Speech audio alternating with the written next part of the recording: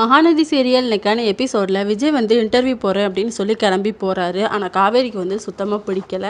நீங்கள் பேசாமல் என் கூட இங்கேயே வேலை பார்த்துக்கிட வேண்டியதானுங்க, எதுக்கு இன்னொருத்தர்கிட்ட போய் வேலை பார்க்கணும் அப்படின்னு சொல்லிட்டு, இல்லை நம்ம சைடு முடிஞ்சது நம்மளும் ட்ரை பண்ணணும்ல அப்படின்னு சொல்லி அவர் வந்து கிளம்பி போகிறாரு. காவேரி வந்து ரொம்ப ஃபீல் பண்ணி அலறாங்க அவங்க அம்மா கிட்ட. அம்மா என்னாலதாம்மா இவருக்கு இவ்வளோ கஷ்டம் அப்படின்னு சொல்லிட்டு.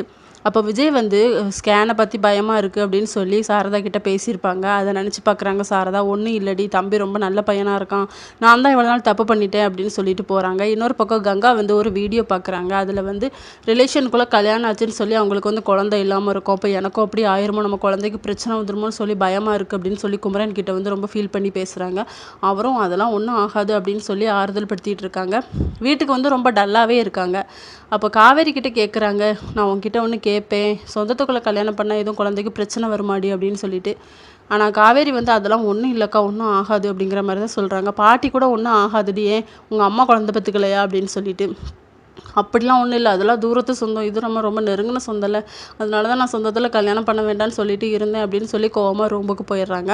அங்கே போய் மறுபடியும் குமரன் கிட்ட தான் சண்டை போட்டுட்ருக்காங்க.